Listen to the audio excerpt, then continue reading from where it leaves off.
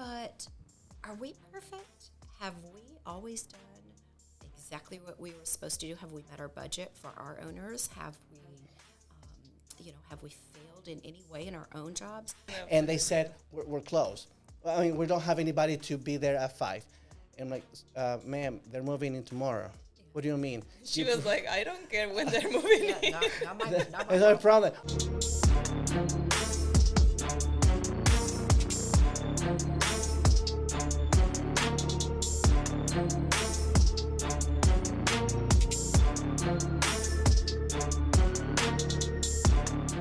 All right. Well, thank you for tuning in, and thank you, Sherrie, for coming on board.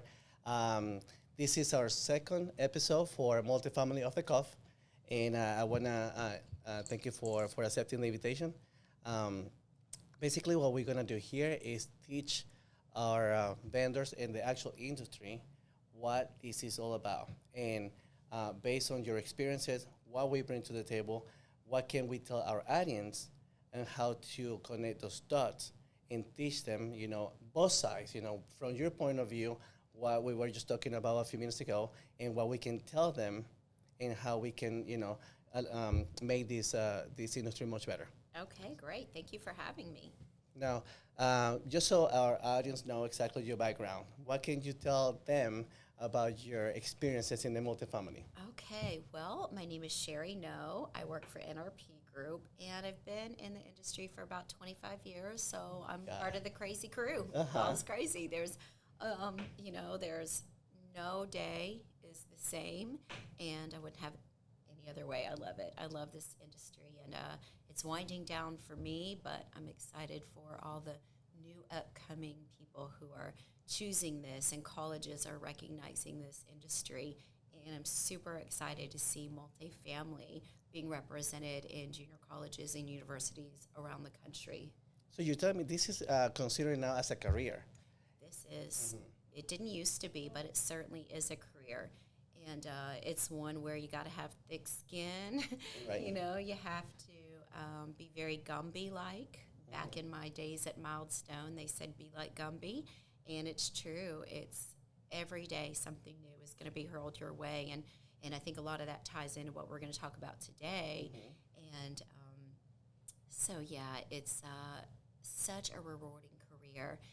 And some of my proudest moments are not things that I've done, but through people that I've been able to hire and raise and elevate in this industry and lock arms with, and just help watch them be successful. So it's just been a wonderful career. I'm so happy that I had an opportunity to represent our industry. 25 years now. Yes, let me ask you, what is the position that you hold right now? I'm a regional manager. Okay. How many properties do you have under your belt as I will speak? Well, we have just recently went through a lot of dispositions. Okay. So currently we are looking at 3 lease-ups this year.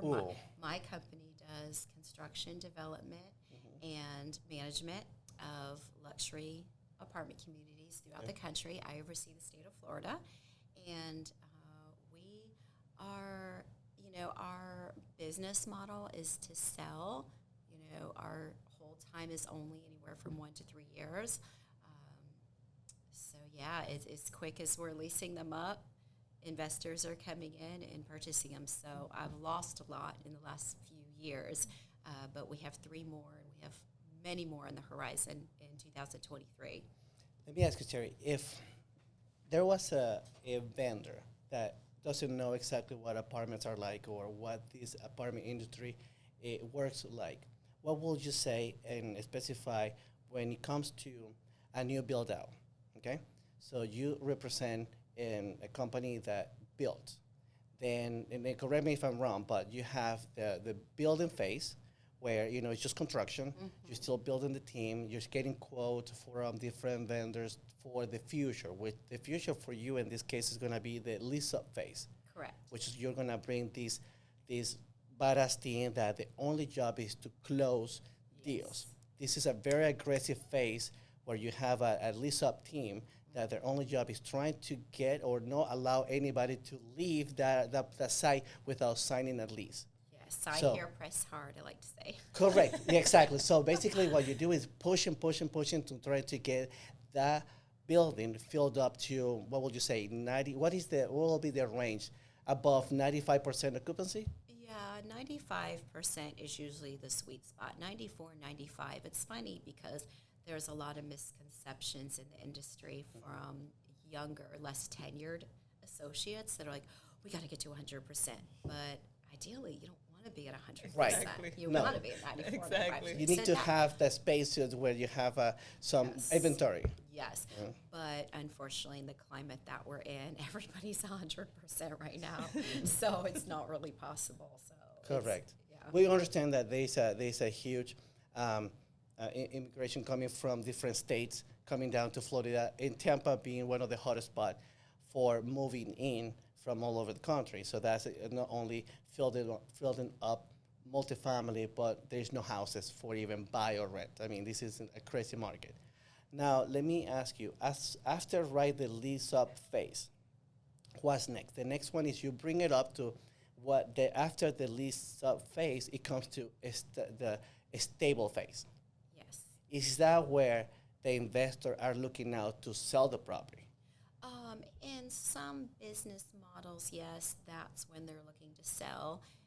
In others that are more long-term holds, at that point, then the sole objective is pushing rents and really maximizing the profits for the owners. And that's really the ultimate goal. And also, of course, providing a great exemplary experience for the customer. But on the management side, our goal is to make money for the The owner. owners. Right. So I always say there is something very important here to understand that the most important person in this industry to me, and Irene, let me know if I'm wrong, is the resident. Without the course. resident, Yeah, without the resident exactly. and the rent money, the owner wouldn't make any money, right? So we all have the same goal to make sure that we're satisfying the renter. Yeah, Right? absolutely. And that's such an important component that I think we all fail. Not we all fail, but I think at times it's hard to remember that ultimately everything starts and ends with the resident, because without them, I don't have a job. Right. Exactly. So no one has a job without them. And so we can get side railed from that at times, and especially on those more frustrating days. But, fortunately, I always tell my teams, we're going to have those days where it's the full moon syndrome, but more days than not, they're getting gifts from residents, and vendor relations are going good. But I feel like what seems to be highlighted is it's like going to the dentist.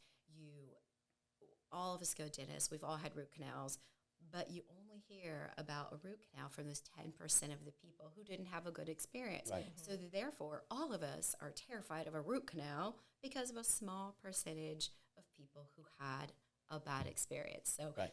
Same thing in our industry. Most days are good, but there are days that are more challenging than others. But at the end of the day, we have to remember it's about the resident. Correct. Not saying they're always right, because they're not, but we just have to, keep the resident experience at the top of our focus. I see it like if the residents are not there, there is no industry to talk about. So true. I mean, So no true. residents, no industry. Yeah. I mean, they're the backbone, Right. the heart of the industry. Yeah, they And- really are. And it's sad. I mean, it is sad that sometimes in the rush, we tend to forget that. Like we are, we care about the unit, and we care about the, how to please in our side, on the vendor side, how to please our client. Yeah. But we always see it like the client, it's the resident, not you. Yeah. Not the property manager, not the maintenance manager. Our client, it's the resident. So true. And what makes, for us, focusing on the resident, because we go a little farther out. We think about the reason why people are moving into an apartment. There's always a journey behind every person, okay? And then it's their first apartment after college. It's their first apartment after they're getting married. It's the first apartment of a person that just came from another country. they just got divorced, and this is the, they went from a bad divorce, and they had to now go into an apartment. So the experience of every person moving into an apartment is different. And we always think about how can we do, or what can we do to turn a unit and make sure that we're providing that person that's coming through stress and everything that comes through just moving by just as it is, then what can we do for them to make their life better and easier? Yeah, I love what you said, and I hope that really resonates with the listeners because it is oftentimes traumatic to have to move. And some of the scenarios that you just pointed out are case in point. And I think about somebody, I'm not old, but I am in a different phase of life than maybe somebody just starting out. And it is true, we've been looking for a few years to downsize our home. Our home is a lot more space than we need, so we're looking to downsize. And my husband wanted me to go look at this one particular house last week, and I said, that is not enough space. I'm not there yet. And he said, we're not there yet. But I thought, and I said to him, I said, there will be a time we will have to make that work. This is not that time. But what you're saying holds so true. So even for maybe that widow or retiree who's really struggling with that next phase of life, to where you've got to now downsize a lifetime and move what you have left into an apartment home. And if I could just give any recommendations, we oftentimes use industry lingo. We say units when we're talking to prospects. We say units or this apartment complex, but we should say apartment home, because truly, like you just stated, this is going to be their home. Maybe it's 6 months while they're waiting for a home to be built, or maybe it's another situation, but this is going to be their home. And so we want to take as much pride in letting them have a great move-in experience as we possibly can. And when we go wrong, we fix it. We're not always going to knock it out of the park. Right. What the beauty of the industry on my perspective is that you are providing the safe space for that people. You know what I mean? Yeah. So it's their home is the place where they go to feel safe. Yeah. So it's really important that everyone knows that. Like everyone involved with the industry, they need to know that you're providing the safe space for a lot of people. So we have to make the effort to make their life easier. Yeah, definitely. As a regional manager, no one, well, rarely does anyone call a regional VP and say, a regional or a VP and say, oh, I just wanted to call because it's been the most delightful experience I could ever have, and I just want to take time out of my day now. I get the calls where everyone's upset, and the VPs, the same scenario. They get the calls where everybody's upset, and this wasn't right. And I mean, this week I've had a plethora of calls, and it boils down. Everything started and ended with their move-in experience. They start back, and oftentimes this is nothing more than to get a rent credit or in hopes of getting a rent credit. But there again, the first thing out of almost all of their mouths is, when I moved in, the apartment wasn't clean, or when I moved in, the rug was lifting or a tile was lifting. It always starts there. So I feel like if we could offset a great move-in experience, maybe things will go a little bit smoother when a breaker's flipping, and they lost power in their fridge and all their food went bad. It's a one-time thing instead of compound that on top of my less than desirable move-in experience. Exactly. Right. Exactly. Let me ask you. We share a few questions, and shifting now this into teach vendors and then make the property management side aware. And then from your perspective, 25 years in the industry, you've seen, I can say, pretty much almost everything that can happen. Okay, we have the opportunity to put our hands in over 60,000 apartments that right up today we have touched. That's more than 60,000 apartments. That's families that we have helped. And because we price so much in everything we've done, I want to ask you, from your experience, you've been in a multifamily for so long. what do you think that can be improved from the management side that can help this process to be smoother? Now seeing it from your own experience, that we know, and I can speak in behalf of some of the vendors to say that stuff that we can improve as well. But coming from you, and then we can also do the same question as far as what other service provider from your experience can improve that can smooth, and easy stuff for the property management as well. How can you elaborate that a little bit for us? Well, I think it's a great question because so many times vendors get a really bad rap, and I don't have to sell that to you, I'm sure. But it's funny because if you follow along with some of the social media pages, you really see the backlash a lot of times that the vendors are experiencing, or the spew that we're stating towards vendors. And I take a step back objectively and I say, well, let's back up a few minutes. Let's see what we can own as part of that. And so,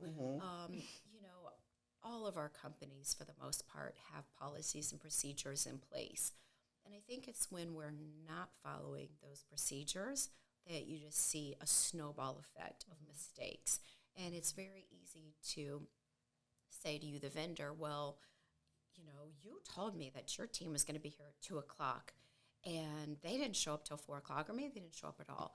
But in hindsight, when did we really know we needed to call that vendor? Did we call them at 9 o'clock? And we said, listen, you got to get out here. You got to save my behind. And it's got to be today. What time today? Well, I could do my best, get someone out there at 2. I mean, now I've done this to you. Guilty as charged. I've done it.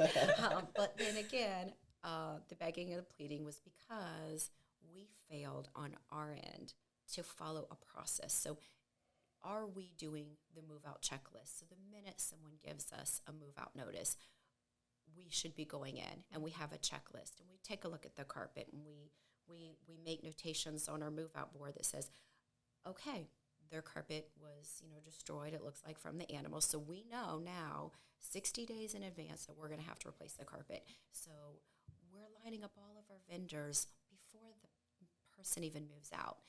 And let's say we missed that piece. Okay, so move-out day was on the 30th. Our company's expecting a 5-day turn. Did we go in there the day they moved out or the very next morning? And again, call all of our vendors and let our cleaning company know that the carpet person's coming this day, or, the painters are coming. And let's just get everybody lined up days in advance. It's going to save us a lot of stress and heartache, and it's also going to be courteous to our vendors. And I think one of the other really pet peeves and pain points of mine with teams is when vendors, maybe they didn't show up at 2 o'clock, and I get a call at 3 o'clock, and they say, listen, we're changing cleaning companies. That's it. I'm done with them. This is twice they've done this to me. They said they were going to arrive at this time, and they didn't. And my question is, well, how much notice did they have?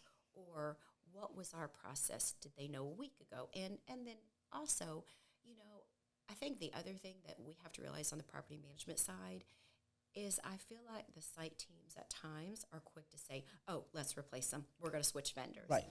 But are we perfect? Have we always done exactly what we were supposed to do? Have we met our budget for our owners? Have we, have we failed in any way in our own jobs? We wouldn't want our owners to say, well, we're finding a new management company. Right. You didn't meet the budget 2 months in a row. You completely, failed to allocate pet fees appropriately, and I'm just going to replace you. No. And so let's give our vendors some grace. And so my teams know we're never just going to jump ship with a vendor.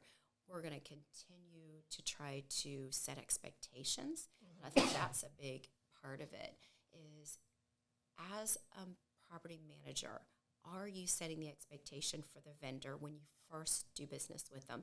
Right. And if they're not meeting expectations, have you brought them in and say, hey, listen, I'm really having some struggles. How can we work through this? But we're so quick to say, well, we're moving on to a new vendor. That's it. We're done. When in actuality, I think that, again, if we take a few steps back, slow down, own what we did, and then have some patience and grace for our vendors, knowing that the staffing challenges that we're experiencing, you're also experiencing Correct. this. And so we have leasing teams not show up for work, Right. and we have to step up to the plate. Well, same thing with our vendors. You're going to have times where maybe you're short staffed. So just I think we all just need to take a few steps and a few breaths during the day and just show everybody more grace, show our residents more grace, show our vendors more grace. And now if we've set expectations and if we have followed our company's process and procedure, then maybe it's time to look at going a different direction. And that's a perfect answer for what I have an idea what property management will be expecting. Now, from the vendor side, I want to say, if let's just say Tampa, and let's just throw a number that there were to be 50 painting companies that will be providing services to Tampa Bay. Out of the 50, only 10 will be brave enough to provide services to the multifamily. Okay?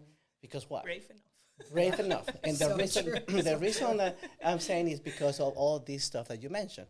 Same day, service. Like they need it right now because I have a resident that have a truck, a moving truck outside parked that just came from New York. Yeah. They're tired.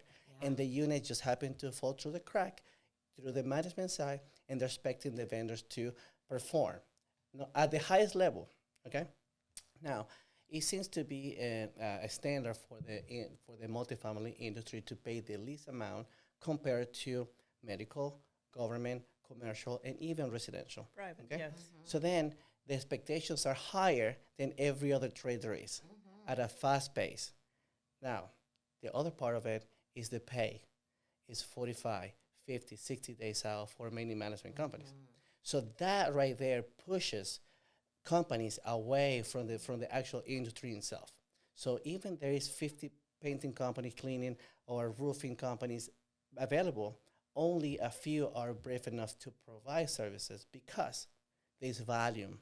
Yeah. That's the only thing that the multifamily provides is volume. It's a consistent, repeating service. Yeah. However, residential I will have to have 350 houses or one property that provides 350 apartments. Okay?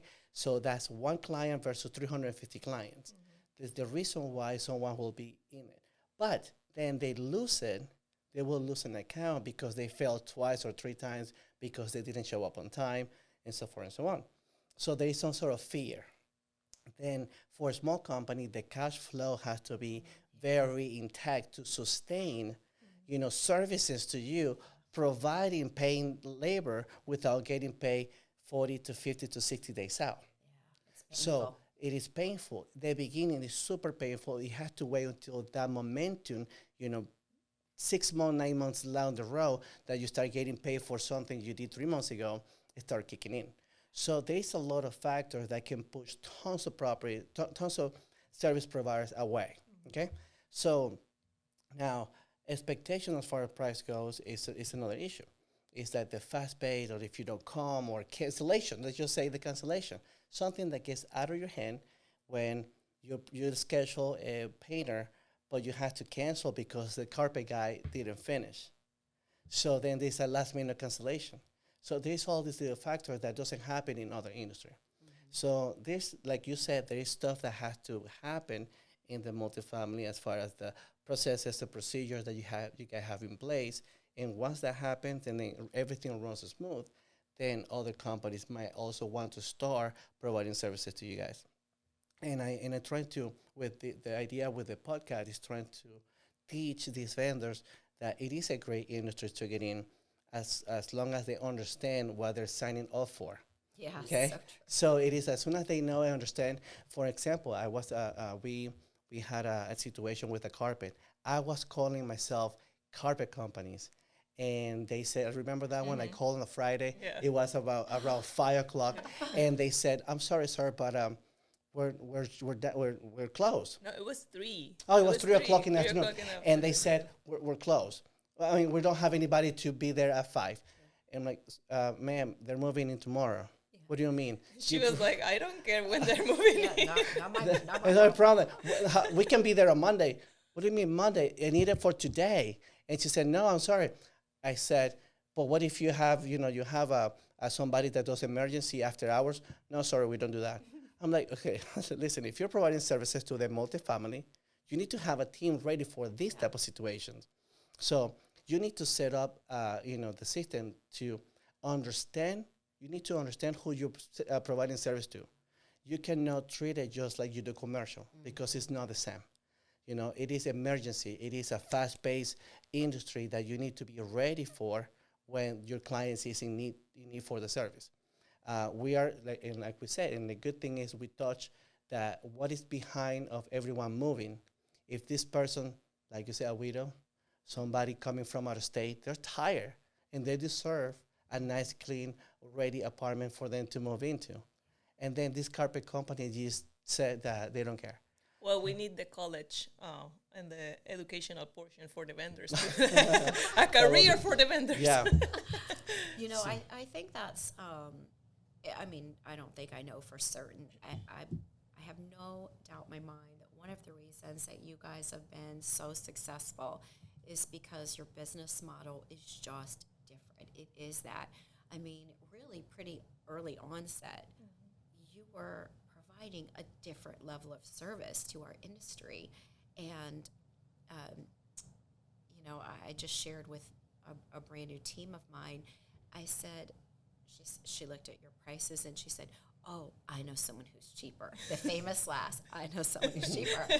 Okay, well, it doesn't matter if they're cheaper. And we need to pay what people are worth.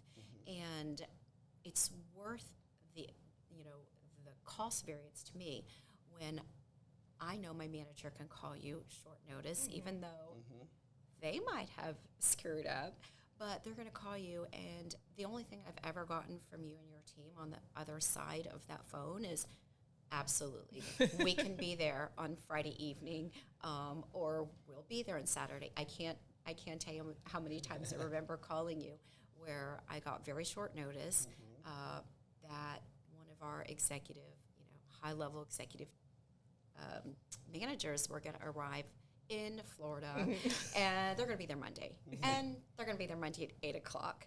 And so I know what the community looks like after a weekend, what all of our communities look like after a weekend of grilling and partying and having a great time.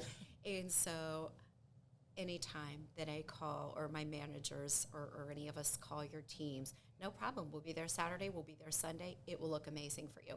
And there's not a lot of vendors in any industry that will do that. So certainly, I think there's a lot to be learned from the business that you've created and how you go the extra mile and again be very Gumby-like for our industry and making our emergencies your problem. Now let me ask you because when Fernando asked you, what's that thing that we can do to understand you better? So you were explaining that maybe organization that is not followed, it's something that thrives all the issues and all the short notice, and you didn't do the inspection when you needed to do it, so you call all the vendors with short notice. So can you explain a little why that organization or why those steps are not taken in? Like, why does that happen? So people can understand your side. Because I don't wanna, our idea here is to connect the dots, right? Connect the property side with the vendor side. I want people to understand you in a better way. Like, why does that happen? Because it doesn't happen because you guys don't want to, I'm just sitting and I don't want to do the job. Yeah. There are a lot of things going on, and that's what we take pride in, like, because we understand the industry. But can you explain a little what happened on your side that make those, organization issues happen? Well, I can only describe it like this. So I, in my mind, am master gardener. I'm a master. I love cooking fresh, so I want to go out to my garden and I want to cut my fresh basil and my oregano and all of the yummy stuff that I'm going to be so good at growing. And so I do this every year. I go and I buy everything and I go out and I plant it, and my husband gets super mad because he knows what's going to happen. He knows exactly how this ends, and I'm going to always prove him wrong. But so I buy everything and I get the garden and I plant the fresh soil, and I am out there every day and I'm watering that garden. I'm like, look at my basil, it's looking so good. Well, then I go on vacation. A week goes by, my garden didn't get watered, and I'm busy and I have this place to be and this place to be, and I forgot to water the garden. Next thing you know, my basil's dead. My rosemary, by some miracle, is half alive. My is dead. My cilantro is dead. Everything's gone because I didn't continue to be consistent in my process of watering my garden and checking the soil and just making sure that I'm nurturing it and I'm following the process of gardening from A to Z. We get so busy in our day-to-day lives, and the regional's barking, I want this, and I was this, and the residents like not standing at your door the minute you get in. And you left home and you had your favorite cup of coffee, and maybe you had that extra teaspoon of sugar that morning, and everything, it was going to be a great day. And then you get to work, and all hell breaks loose. And then processes start falling through. So you skip that morning stand-up meeting, that meeting where you and your team are in front of your make-ready board, and you're saying, okay, this is who we know has just given a 60-day notice. This is our move-ins, this is our move-outs for the week, and everybody's on the same page, and everybody knows what their duties and responsibilities are. We skip that. We run in, we're late, Starbucks line was extra long, we skip the stand-up meeting, we'll call maintenance later in the day and coordinate it, and just all those processes that we started following fell through the cracks. So anytime I think, there's a reason for the madness. So a lot of people spend a lot of time and a lot of money on policy and procedures. And as a fairly new company, you might have experienced this. You said, okay, we started out and it was you two, and then there were 5 of you, and then there were 10 of you. Well, by the time there were 25 of you, you realized real quickly, we can't just fly by the seat of our pants. We have to have procedures, and we have to all follow those. And if you think about times in your business here that you weren't successful, it was probably times where you wanted to take shortcuts. And it felt good at the time to take those, but the end result, it was not positive. So as managers of a multi-million-dollar property, it is not going to be successful unless we put in the work, we put in the effort, and we really stick to planning out our day, have that stand-up meeting. For my teams, it is absolutely a prerequisite. Everybody meet that first 5-10 minutes of the day, rally around that board, and know what's going on, and everybody know what's going on, from leasing to your porter, all the way up, not just you and your assistant manager, you and your maintenance supervisor. Everybody on board. Everybody. And, too, and I think at least a monthly meeting with your sales rep, with your vendor, to me, is very crucial. And I think even from your side, if the property doesn't, initiate that meeting, I think having your rep go in and say, listen, how are we doing? I think the worst thing we could do is we sit our associates down at their 6-month mid-year review, and we say, most everything's going good, but I think we're not quite sailing in the same direction. You're paddling north, and I'm paddling south, and your team's paddling east and west, and we're just going in a big circle. And then the associate looks at us and says, well, I would have loved to know this in February or March, telling this in July. Right.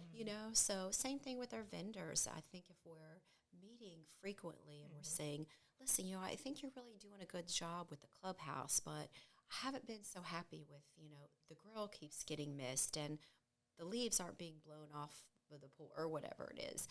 Just that constant line of communication. We all know communication is important at home. Well, yes. But it's very, very, very, very important with work with our own teams, certainly with our vendors. but it's underrated because it's not happening. It's not happening.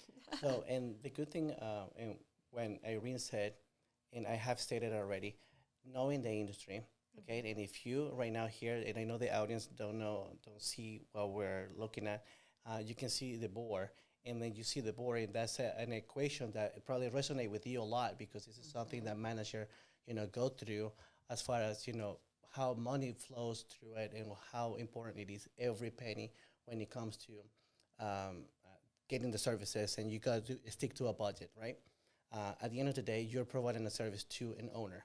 You have to provide the numbers, and it has to be positive. Otherwise, you get kicked out, right? So when we talk about being cheaper or not cheaper, it is crucial to understand when you're defending, because it's not normal, but you're defending the reason why it is important to pay what's fair, Yes, right? yes. Because if you look at that bottom part that says net operation income, which is the most important number for a property manager to give to the regional manager, when you're looking at the NOI, you're like, okay, this is the number that the owner is going to be super happy about. Okay, so if you're paying a good vendor the right amount, and instead of having 5 days turn, they reduce it to 3, and then you have these loss to lease, that you're minimizing.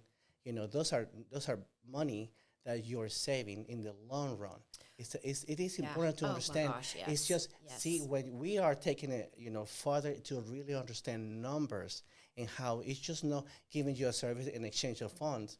Is how can we make sure that the actual property is saving money in the overall services throughout volume, because every dollar counts. So if I'm saving you X amount of money, daily for every turn, even though you're paying a service a little more, but we're saving you money in the long run, you'll look at the end, and the most important number will be that. That's exactly right. And not only that, but I think you're also saving money by closing the back door, because if our vendors are doing a great job and the prospect has a great move-in experience, that resident is likely to stay with you. Right. And again, you set the tone from day one on their move-in.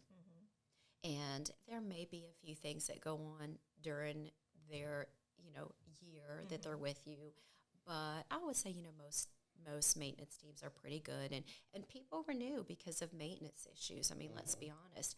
But again, if we go back to let's start off on a good foot, and let's maintain our level of appropriately timed work orders, and then they're likely to stay. So it really does save us a lot of money, and that's a really valid point you make. And I think it's a good sales pitch to your regionals to why you really want to fight to spend that money, and the quality is there. And I think that supersedes being cheap. And not having, because you're going to have to go in there with your sparkle bucket, Right. because Exactly. you didn't have maybe a cleaner. You got the cheapest guy in town. They didn't do a good job, so then you're in there cleaning. Yeah, So that's We were having a sales meeting yesterday, and I told my team, listen, the idea is a long-term relationship. Okay, we need to make sure that every property is winning, because if they're winning, the whole entire operation is happy. And how are they winning? How can we satisfy them to make sure that everyone is renewing their leases? And they're like, well, you're crazy. How are we going to make money? Well, because by providing them what they need and solving their problem, it's going to be a long-term relationship. Yes. Just like you want them to renew, we want a client to stay with us. So if I were to give an advice to a vendor that's providing a service, let's try to provide a service for a long-term relationship. A lot of them want to make, trying to squeeze as much money as they can per unit Yeah. or per service, but they're not thinking in the long-term relationship. Yeah. So, and then this industry needs stability. You want to make sure that you also are creating this relationship with vendors, because whenever the time comes, you're going to ask for a favor. Every time you are changing company, they don't know you. They're like, hold on one second. You Yeah. just started. You're asking me for favors. It's just not gonna be. It doesn't sound right. You have to build that rapport first, and then get the relationship going, and then favors start happening. So I think like from our side to if we want to give an advice to other vendors is to make sure that providing services long term. And Nicola, that only bring us back to the basic, the resident. right, It's the it's I mean, right. if you provide the service with that in mind, I mean the everything is gonna follow through. Yeah. If you keep in mind that the resident is the actual client and you have to everything you do is for them, then you know the relationship with between us is gonna be awesome because we're working together. I'm not I'm not seeing you like you're not seeing me like I'm your vendor and I'm seeing you like you're my client. We're working together for the resident. Yeah. Now, if you want to like to wrap this up, and this has been super cool to valuable information. I think Sherrie might be another person to bring again because Yes. she has tons of stuff to talk about. Yeah, I want to talk about the college thing. That's interesting. Yeah, Sherrie, what would you say to close this up and a message for somebody on how to approach you or your company that you're presenting? What will be the nicest way to get business with the company that you're representing today? Oh, that's a great question. I think that, I think back at how we met, and it was a very just organic meeting. I didn't feel like you were being pushy to me at all. If you don't mind, I will share a recent experience with someone who was trying to earn my business for a social media platform of some sort. But this is definitely what not to do. So he meets me and he says, hey, can we meet? And I said, sure, give me a few weeks. Well, I get a call on this Tuesday, a couple weeks later. He's like, hi. I'm like, hi, can I help you? I have no idea who it is. He said, this is such and such. I'm calling from this company. You said you wanted to talk in a few weeks, so I put myself on your calendar. And I said, I'm in a meeting. I didn't know anything about this. He said, what's on your calendar? I looked. I said, oh, gosh, I didn't accept that meeting. So I said, I tell you what, I'm heading out of town, but give me a call next week. We'll figure something out. He did it again next week, and he did the same more times. And finally, I said, that level of pushiness, I always say assertive and aggressive is a fine line. And relationship build first. And Fernando, that's what you do so well, is you build a relationship. And until there's a trust formed, I'm probably not going to use you unless I can see extreme value in what you're offering. So I would say to any salesperson out there, when I think about any time I've purchased something, and if you, the listener, think about a really close relationship that maybe you have with your car salesman, maybe you go back to that same salesman every time you buy a car. It's because he established rapport and a relationship. And so it's the best thing you can do. Don't try to sell me in your business. Let's, build value in what you're going to bring to us in, the least salesy way as you possibly can. And I know it's tough. And I always try to show a lot of grace to vendors because, it can feel like a nuisance, but everybody's out there trying to make a living, and everybody believes in the product they're selling. And so, we have been elevated to be in a position, fortunately, to be able to help, maybe lock arms with a vendor who can make our resident experience fabulous, or who can make our site team's jobs easier. So, I would just encourage everybody out there on the property management side to be a little nicer. I've had vendors tell me, say, hey, listen, I tried to get in, but your sales team were so rude to me.